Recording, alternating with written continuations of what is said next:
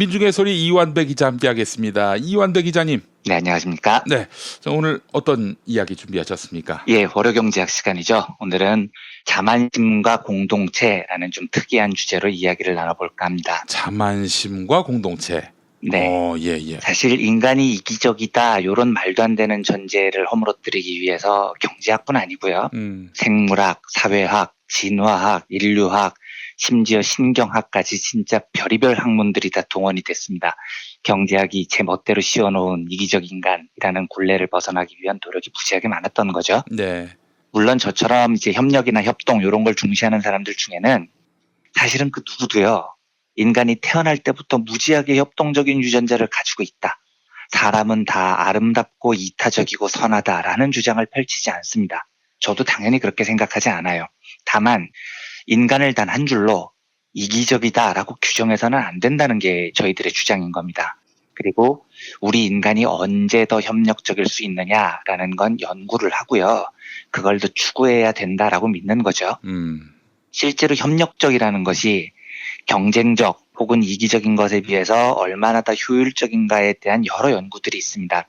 오늘 주제하기 전에 요 중에 하나를 간단히 소개해드리면 집단 선택 가설이라는 게 있어요. 예를 들면 아주 이기적인 사람들만 모여 사는 마을이 있고요. 아주 이타적인 사람들만 사는 마을이 있다고 가정을 해보겠습니다. 예.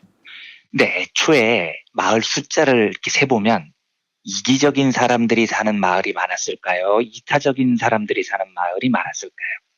요 경제학적으로 보면 이기적인 사람들이 사는 마을이 훨씬 많게 나옵니다. 왜냐하면 저희가 월요 경제학을 통해서 죄수의 딜레마 뭐 이런 모형을 몇 번 살펴봤죠. 그런데 죄수의 딜레마 모형에 따르면 사람은요. 자기만의 이익을 극대화하면서 이기적으로 선택을 하는 게 자기에게 결과적으로 유리하다고 착각을 해요. 이건 착각입니다. 죄수의 딜레마라는 게 그런 거잖아요. 사실은 서로 협동하는 게 결과적으로도 유리한데 사람은 멍청하게도 생각이 좁아서 당장 남을 배신하는 게 더 유리하다고 착각하는 겁니다. 그래서 끊임없이 배신의 버튼을 누르는 바람에 몽땅 다 망한다. 이제 요게 죄수의 딜레마의 이야기인 거죠. 예. 그래서 실제로 초기 상태에서 마을의 분포를 보면 이타적인 마을보다 이기적인 마을이 훨씬 많게 나옵니다. 예를 들어서 5마을이 산다면 이 중에 이기적인 마을은 4 정도 되고요. 이타적인 마을은 1 정도밖에 안 되는 거죠. 그런데 여기서부터 묘한 변화가 시작됩니다. 이 5마을 중에 누가 더 잘 사느냐를 결과적으로 살펴보면 이타적인 마을이 더 잘 사는 겁니다.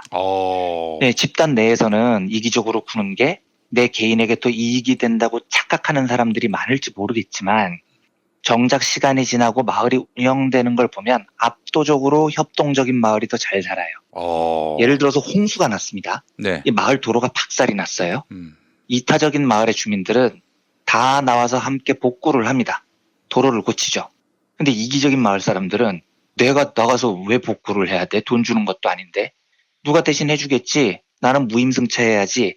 이러면서 복구에 안 나서죠. 어느 쪽이 더 효율적이냐는 겁니다. 전쟁이 났어요. 이타적인 마을은 마을을 지키기 위해서 주민들이 총을 들고 싸웁니다. 근데 반면에 이기적인 마을 구성원들은 다 도망가 버립니다. 이게 훨씬 더 이기적인 선택이라고 믿으니까요. 그러면 어느 마을이 외부 침입에서 살아남을 가능성이 훨씬 크겠습니까? 여담이지만 그래서 제가 진짜 꼴 같지 않게 생각하는 게 경제학적으로 이기적 인간을 칭송하고 자유주의 경제학을 막 받드는 새끼들 보잖아요. 얘네들이 근데 뻑하면 애국심 강조하고 태극기 휘두르고 이러는 걸 보면 토 나옵니다. 제가 장담하는데 그런 이기적 인간을 옹호하는 자유주의자들은 전쟁 나면 제일 먼저 해외로 튈 놈들입니다. 왜요? 인생관이 그런 거예요. 내가 왜 연대해야 돼? 내가 왜 나를 희생해서 공동체를 지켜야 돼? 난 이기적이니까 내 이익만 추구해야지. 요런 철학을 가진 놈들이기 때문에 그 자식들 지금 평시에는 맨날 태극기 휘두르고 애국하죠? 전쟁 나보십시오. 제일 먼저 해외로 튄다니까요. 그런 새끼들이 무슨 애국심 운운하고 자빠져 있는 겁니까? 실제로 그렇잖아요.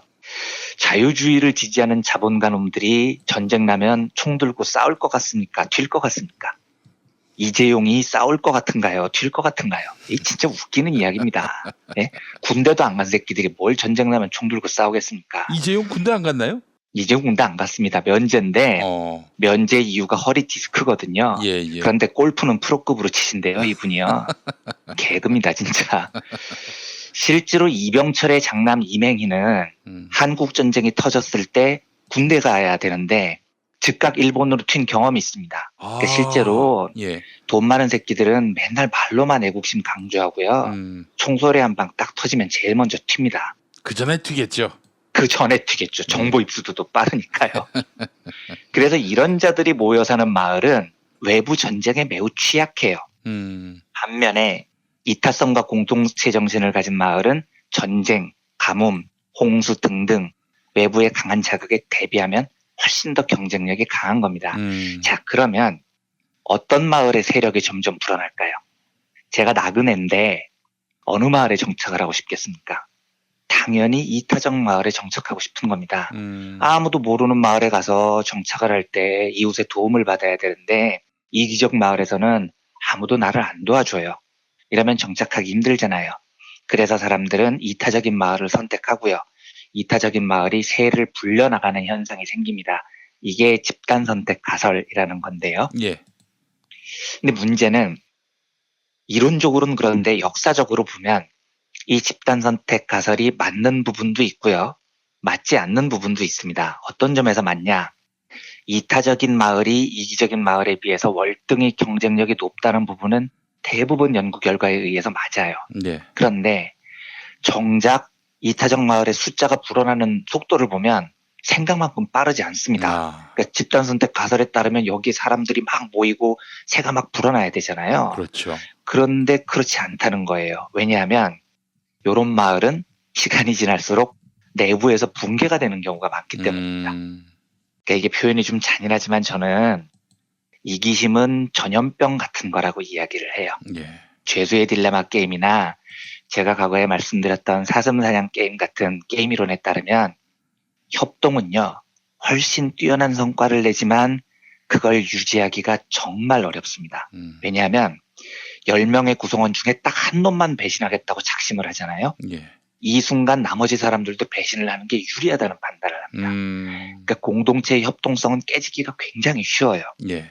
그래서 협동의 마을을 유지하고 집단적인 경쟁력을 유지하는 게 이럴 때 아주 중요한 임무는 만약에 우리 공동체 안에서 어떤 이기적인 요소가 발견되면 즉각 제거해버려야 됩니다. 굉장히 빨리 제거해버리지 않으면 협동정신 자체가 내부에서 와르르 무너집니다. 그래서 많은 협동주의자들이 주장하는 게요. 협동적이어서 경쟁력이 있는 마을들이 겉으로 보기에는 정말 평온하고 아무 긴장 없이 지내는 것 같지 니들이 보기에는 천만에 그 마을 사실은 무지하게 긴장감이 높은 마을이다. 협동성을 침해하는 아주 작은 요소가 나타나도 그걸 즉각 제거하기 위해서 제도, 문화, 관습 모든 것들을 팽팽하게 유지해야 되기 때문이다. 그래야 그 협동성이 장기적으로 유지된다. 이렇게 이야기를 합니다. 김용민 PD님께서도 협동조합의 경험이 있으시지만 선의에 비해서 잘 안 되죠. 그 협동조합의 경험이 있지만이 아니라요. 표현이 잘못됐습니다. 협동조합의 뼈아픈 실패의 경험. 예, 경험이 있지만 그렇게 해주시면 감사하겠습니다. 다시 정정해서 협동조합의 뼈아픈 실패의 경험? 뭐 하여튼 이런 게 있으시지만 선의로 모인 사람들이 그 협동과 공동체성을 유지해 가는데 그 앞에서 뭔가 균열의 요소가 나타나면 이걸 즉각적으로 제거하는 시스템이 있느냐 없느냐는 굉장히 중요합니다. 그 시스템을 초반에 제압을 못 하잖아요. 제가 아까 말씀드렸듯이 이기심은 전염병 같은 거예요. 그래서 들불처럼 먼저서 그 협동 공동체가 확 무너지는 경우가 많다고요. 그럼 이제 오늘의 주제로 돌아와 보겠습니다. 자만심과 공동체라는 좀 독특한 이름을 붙였는데요. 협동을 주장하는 수많은 경제학자들이 자주 인용을 하는 유명한 사례가 있습니다. 인류학자 리차드 리라는 사람의 유명한 부시맨 연구 사례입니다. 리차드 리라는 학자는 남아프리카 칼라리 사막에서 사는 쿵이라는 이름을 가진 쿵 부시맨족을 오랫동안 연구를 한 사람이에요. 그래서 쿵족과 3년을 실제로 함께 삽니다. 살면서 이 부족의 협동 정신을 조사를 한 사람입니다. 그런데 리 교수가 조사를 마치고 집으로 돌아갈 때 마침 크리스마스가 된 거예요. 그래서 이 부족원들에게 아, 3년 동안 너무 잘 도와주셔서 고마웠고, 그래서 내가 선물을 하나 할게요. 하면서 살찐 황소 한 마리를 구해서 선물을 합니다. 여기가 아프리카이긴 하지만 기독교가 선교된 이후에 부시맨들 사이에서도 크리스마스 때에는 이웃 마을 사람들한테 소를 잡아서 선물하는 풍습이 있었다고 해요. 어. 그래서 선물을 한다고 리 교수가 기껏 살찐 황소를 골라서 사서 줬는데 이 쿵족들이 그걸 보더니 면전에서 열나 비웃더라는 거예요. 어허. 아, 교수님 어디서 이렇게 삐쩍 꼬른 황소를 샀어요. 속았네, 속았어. 바가지 썼네. 이거 얼마를 주고 이렇게 삐쩍 꼰 거를 산 거야. 이러는 사람들도 있고요. 예. 선의로 선물을 했는데 아유, 저렇게 바짝 마른 황소 먹어봐야 배가 차겠어. 저거 덩치만 크지 속은 다 물살이야. 이러면서 면전에서 비웃더라는 겁니다. 허허. 예. 아니, 3년 동안 리차드 교수의 연구에 의하면 이 부족의 관습은 매우 협동적이고 매우 외부 공세에 서로를 도와주면서 헌신하는 그런 부족이었는데 내가 그래도 3년 가까이 살면서 감사하는 마음으로 기껏 수소문해서 황소 선물했더니 면전에서 비아냥을 거리니까 황당하잖아요. 그래서 되게 우울하게 크리스마스 잔치를 가요. 그런데 부족원들이 모여서 자기가 선물한 황소를 잡아서 열나 맛있게 먹더라는 겁니다. 춤도 추고 되게 행복해해요. 사실 리 교수가 선물한 황소는 굉장히 살찐 황소가 맞거든요. 예. 그래서 이제 이 사람들이 맛있게 먹어주니까 기분이 좀 좋아지려고 했어요, 리 교수가. 그런데 쿵족들이 황소 다리 같은 거 들고 리 교수한테 오더니 뭐라고 이야기를 하느냐. 아유, 교수님 또 어디서 이런 삐쩍 꼬른 황소를 바가지를 써서 왔어요. 먹을 게 없네, 먹을 게 뼈다귀밖에 없네. 이러면서 연락에 맛있게 먹고 가더라는 거예요. 황당하잖아요. 네. 그래서 리 교수가 너무 어이가 없어서 자기가 오랫동안 안내를 받았던 토마조라는 이름의 부시맨한테 이거 왜 이러는 거냐 이 사람들이 하고 물어봅니다. 그런데 토마조의 대답이 저건 교만을 막는 부시맨들의 독특한 시스템입니다. 이렇게 답을 해요. 그러니까 토마조 설명이 이렇습니다. 사냥을 나간 어떤 쿵족의 사냥꾼이 무지하게 큰 동물을 잡아왔어요. 그리고 이 동물은 마을 사람들 모두가 공유해서 나눠 먹습니다. 아주 좋은 협동 공동체 문화죠.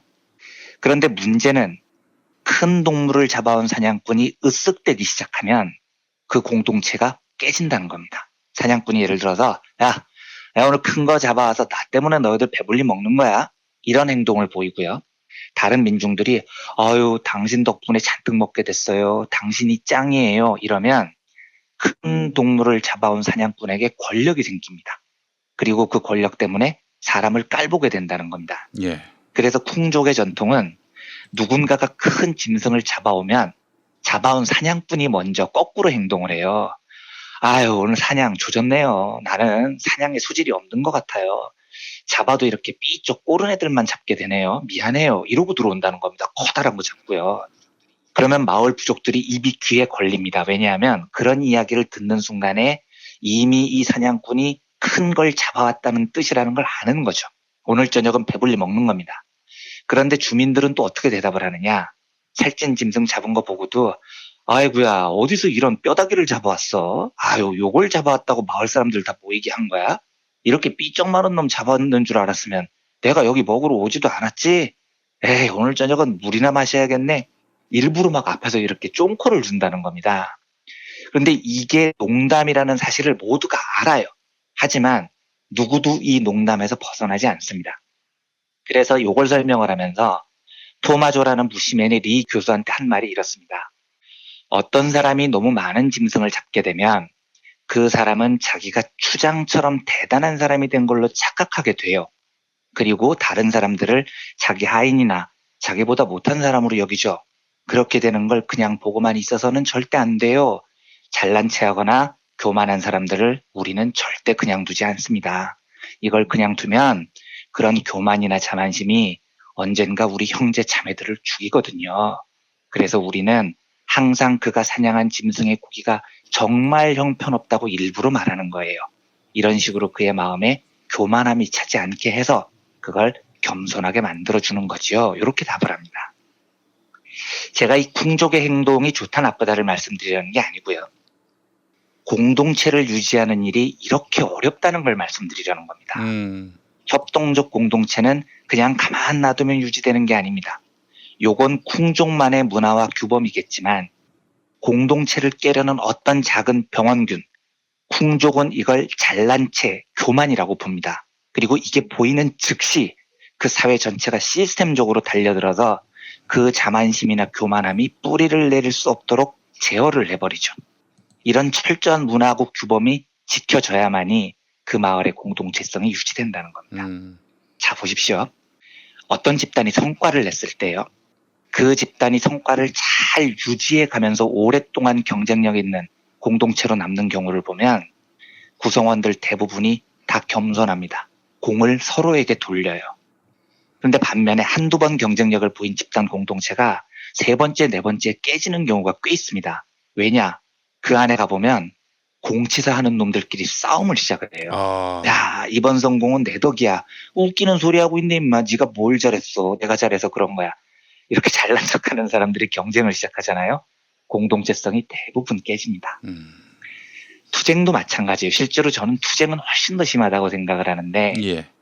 기득권과의 투쟁이라는 게 어려운 거죠. 그리고 기득권과의 투쟁이라는 것을 어떻게 혼자서 성공할 수 있겠습니까? 이 투쟁이야말로 완벽한 협동적 공동체 정신에서부터 완성이 되는 겁니다. 예. 그리고 성공한 투쟁 집단 중에서 그 성공을 계속 유지하는 성과가 뚜렷한 투쟁 집단을 보면 그 집단에는 백발백중 영웅을 대접하는 문화가 없습니다. 영웅적 행동을 하는 사람들도 없고요. 혹시 한두 명이라도 나오면 즉시 제압을 해요. 그래서 그 분위기 덕에 누구도 내가 영웅이라고 주장하지 않죠. 근데 반면에 어떤 투쟁 집단은 투쟁을 한두 번 성공하고 나면 이번 투쟁은 우리가 다 했지. 우리 덕분이지. 아이 웃기는 소리 하고 있네. 니들이 뭐 했어. 우리 덕분이지. 이렇게 영웅의 자리를 다툼이 벌어지기 시작합니다. 그러면 원래 경쟁력 있던 그 투쟁 협력 공동체는 빠른 시간 내에 굉장히 평범하고 비효율적인 이기적인 마을로 변해버립니다. 협동의 공동체 마을은 유지만 잘 되면 분명 이기적 마을에 비해서 굉장히 큰 경쟁력이 있습니다. 하지만 그 경쟁력을 유지하기 위해서는 굉장히 엄격하고 문화적인 규범이 필요해요. 그 중에서도 오늘의 주제는 영웅심을 배제하는 겁니다. 잘난 척보다 겸손함이 지배하는 문화, 이게 굉장히 중요한 요소라는 거죠. 근데 물론 제가 그렇다고 쿵족처럼 누가 사냥해서 고생해서 짐승 잡아왔는데 그거 비아냥거리는 게 좋다는 뜻은 절대 아니에요. 하지만 내 덕에 우리가 여기까지 왔다. 내가 이렇게 한 주인공이다. 라는 오만함이 공동체 문화를 상당히 훼손한다는 걸 우리가 알아야 됩니다. 특히 기득권과 싸우는 투쟁의 공동체에는 이런 섬세한 감정의 배려가 필요한 거죠. 우리가 촛불혁명으로 정말로 위대한 협동의 공동체를 만들었죠. 이거 진짜 위대한 겁니다. 우리 촛불혁명 때 생각을 해보십시오. 아무도 내 덕이라고 주장하지 않았고 아무도 알아주지 않아도 촛불과 방석을 나누고 서로가 편하게 투쟁할 수 있도록 배려해주고 그랬던 겁니다. 그렇죠. 그러면 그 공동체를 오래 유지하기 위해서 세심한 감정의 배려와 문화의 협력이 필요해요. 그 안에서 이건 내가 잘해서, 이건 우리의 덕이지. 이런 자만함과 오만함의 집단들이 쟁투를 시작하면 협동의 공동체 문화가 오래 지속되기 어렵습니다. 이런 것들을 빨리빨리 제어해 나가는 문화적 시스템이 사실은 필요하다는 거죠. 이런 시스템 그리고 위대한 촛불혁명의 협동적 문화가 오랫동안 잘 유지되기를 바라는 마음을 담아서 오늘 월요경제학으로 자만과 공동체라는 주제로 이야기를 나눠봤습니다. 자기 공로 앞세우는 사람들 보면 뭐 제 경험에 비춰봤을 때 공동체보다도 자기가 중요한 사람이에요. 그렇죠. 자기가. 근데 그 공동체를 위한다고 하면서 이제 자기의 권익을 앞세우죠. 나중에 공동체냐 자기냐 둘 중에 하나 선택을 받았을 때는 백발백중 자기를 선택하죠. 그렇죠. 공동체에 침을 뱉어요. 이런 인간들이. 그래서 그런 사람들이 발견되면 빨리 제어를 해야 돼요. 그렇죠. 가만 놔두면 안 되는 겁니다. 그게 공동체를 유지하는 핵심적인 요소라는 또 거죠. 무슨 화합한다, 뭐 또 그들을 뭐 포용한다. 그러다가 이 공동체가 멍들고 망해요. 그렇습니다. 제 경험에 비춰봤을 때 빨리 정리를 해야 되고 빨리 공동체를 리뉴얼 해야 되는데 그 골든 타임이 있거든요. 골든 타임 다 놓치면 망해요. 사실은 골든 타임이라고 하는 그 시간이 굉장히 짧아요. 왜냐하면 제가 아까 말씀드렸듯이 이런 거는 전염병 같은 거기 때문에 하다가 이게 확 무너지는 경우가 많습니다. 상당히 적재적소에 문화적인 제어가 필요하죠. 제도적인 제어든지요. 시간 다 놓치면은 이제 버스는 떠나는 것이고요. 손 흔들어봐야 무슨 소용이 있겠어요. 아이고 참. 너무 뼈저리게 대답을 하시니까 제가 마음이 조금 아프네요. 아니 그렇지 않습니다. 굉장히 중요한 말씀하셨는데 특히 이 진보나 민주주의 베이스에서는요. 그러니까 사실은 보수 쪽은 이 오너가 확실하잖아요. 오너십 없는 보수는 없어요. 지금 자유한국당이 혼돈을 겪고 있는 이유가 오너십이 없기 때문에 이제 혼돈을 겪고 있는데 그래서 저쪽은 보수 정당을 탈피하는 그래서 민주공당으로 가는 그런 로드맵은 전혀 없고 새로운 어떤 리더, 새로운 간판 오너 찾고 있는 거죠. 네. 그러고 있어요. 한 3, 4개월 뒤면 오겠지 하면서 지금 김병준 체제로 시간 죽이고 있는데 절대 안 나옵니다. 그게 하루아침에 나옵니까? 진보, 민주 기반에서는 리더가 나오더라도 이 절차적 정당성을 거치도록 하고요. 뭐 하여간 구성원 한 명 한 명의 의견을 소중하게 담는 부분이 있는데 이러다 보니까 그 욕심 가진 놈이 들어와가지고 이 공동체 망치면요. 이거 걷잡을 수가 없어요. 그렇습니다. 그러니까 다양한 의견을 존중하는 것은 물론 필요한데요. 그 의견이 공동체성을 훼손하는 전염병의 원인이라면 그 기저에 자기 욕망이 있으면요. 그건 빨리 제어가 돼야 되죠. 빨리 정리가 돼야 됩니다. 그대로 방치를 하게 되면은 자기 존재감을 더 키우기 위해서 더 망나니 짓을 한다고요. 정리를 해야 하는데 정리가 쉽진 않습니다. 이 또 정리를 하는 과정에서 또 절차적 정당성 따져야 한다. 그러다가 이 사람 저 사람 상처받고 결국 그 조직은 무너지게 돼 있고요. 그렇기 때문에 사실은 공작 세력들이 쥐고 흔들고 무너뜨리기 너무너무 좋은 곳이에요. 사실 민주 진보 기반의 단체라고 하는 곳이 말이죠. 이겨나가야 되는 문제입니다. 굉장히 어려운 문제고요. 저도 사실은 뭐 절감하는데 그래서 오늘 이런 이야기를 나눠봤지만 어쨌든 공동체성을 훼손하는 이런 이기적인 유전자들은 매우 정말로 초창기에 문화적으로 빨리빨리 잘 제어를 해야 될 필요를 절감합니다. 저도요. 그래서 제가 이제 생각한 건데요. 오너십은 아니더라도 지도하는 사람들, 그 이제 말하자면은 리더격 되는 사람들의 리더십을 기본적으로 인정하고 가야지 인정하지 않고 무너뜨리려 한다? 이 자들은 철저하게 좀 정리를 할. 그래서 누구나 리더가 될 수 있는 기회를 부여하되 일단 리더가 된 사람에게는 조직이 시스템적으로 그 리더십을 존중하고 인정해줘야지 뭐 그냥 작심하고 흔들려고 하는 세력들, 뭐 정의의 이름으로 이런 세력들이 등장했을 때 이 조직이 얼마만큼 빨리 기민하게 이런 분란을 해소할 수 있는지. 물론 그 리더가 뭐 부정부패를 저질렀다? 그럴 경우엔 또 그 리더에 대해서도 조기에 정리할 수 있는 그런 시스템을 구축해야 하지 않을까 하는 생각이 듭니다. 하여튼 오늘 아주 중요한 이슈를 말씀해 주셔가지고 제가 그냥 항상 배우는 입장으로 들었는데 오늘은 또 말을 좀 몇 마디 섞었습니다. 아, 감사합니다. 예. 예, 이한배 기자님 수고하셨습니다. 네, 감사합니다.